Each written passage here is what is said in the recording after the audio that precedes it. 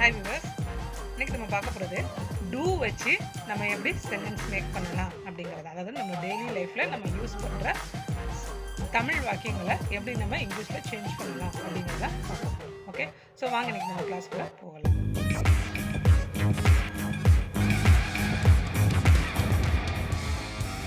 So first டூவோட meaning என்ன அப்படின்னு சொல்லி தெரிஞ்சுக்கணும். ஓகேவா? ஸோ டூ அப்படின்னா செய் அப்படிங்கிறது அர்த்தம். ஓகேவா? ஸோ அதை செய். நம்மளுடைய ஃபேவரட் காந்தியோட டைலாக் தெரியும், டூ ஆர் டைன்னு சொல்லி சொல்லியிருப்பாங்க. ஓகேவா? ஸோ டூ ஆர் டை அப்படின்னா செய் அல்லது செத்து மடி. ஓகே அப்படிங்கிறது. ஓகேவா? ஸோ அந்த டூவை வச்சு தான் இன்றைக்கி நம்ம சில எக்ஸாம்பிள் சென்டென்ஸ் தான் பார்க்க போகிறோம். ஓகே, ஸோ ஃபஸ்ட் ஒன் பார்த்தோம் அப்படின்னா I will do it for you. So I will do it for you. ஓகேவா? ஸோ நான் உனக்காக இதை கண்டிப்பாக செய்கிறேன். ஐ வில் டூ, உனக்காக நான் செய்கிறேன். ஃபார் யூங்கிறது உனக்காக. ஓகேவா? ஸோ ஐ வில் டூ அப்படின்னா நான் உனக்காக, இட்டுங்கிறது இதை, நான் உனக்காக இதை செய்கிறேன் அப்படிங்கிறது நம்ம என்னது வாக்குறுதி கொடுக்கறதுக்கு நம்ம இது சொல்லலாம். I will do it for you, கண்டிப்பாக நான் உனக்காக இதை பண்ணுறேன் அப்படின்னு சொல்லி நம்ம சொல்கிறதுக்கு நம்ம இந்த மாதிரி இங்கிலீஷில் நம்ம சொல்லிக்கிடலாம். Next do your work. இது வந்து நம்ம எதாவது இன்ஸ்ட்ரக்ஷன் கொடுக்கும்போது. ஓகேவா? So do your work without any mistake.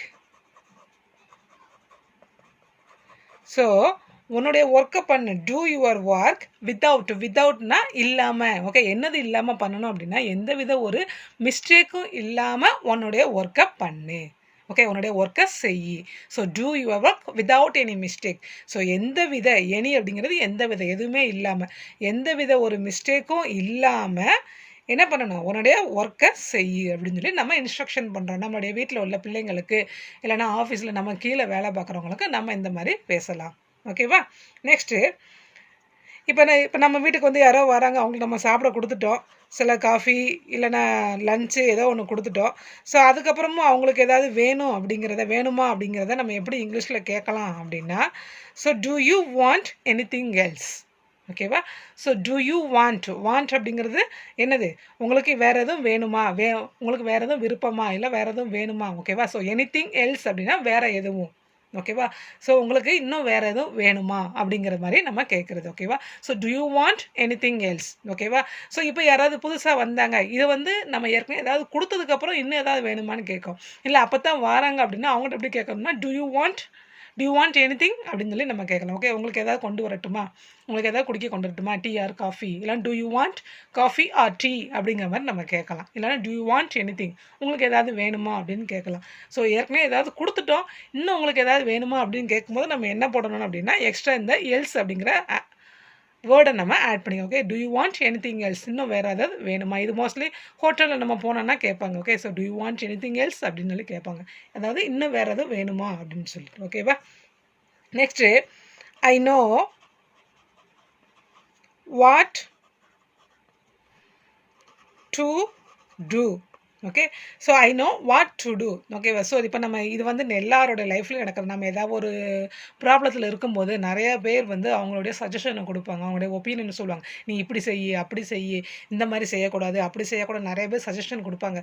So அந்த இடத்துல நம்ம அவங்கள பார்த்து சொல்கிறதுக்கு நம்ம என்ன சொல்லலாம் அப்படின்னா I know what to do. எனக்கு தெரியும் நான் என்ன பண்ணணும் அப்படிங்கிறது. ஓகேவா? ஸோ எனக்கு தெரியும்.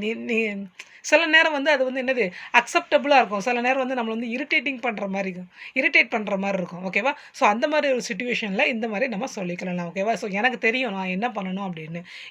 You need not give your advice அப்படிங்கிற மாதிரி நம்ம சொல்லிக்கலாம். ஓகேவா? ஸோ எனக்கு தெரியும் அப்படிங்கிறத I know. So what to do அப்படிங்கிறதுனா நான் என்ன பண்ணணும் அப்படிங்கிறது. Okay, yes. And the last one, don't treat me like a child.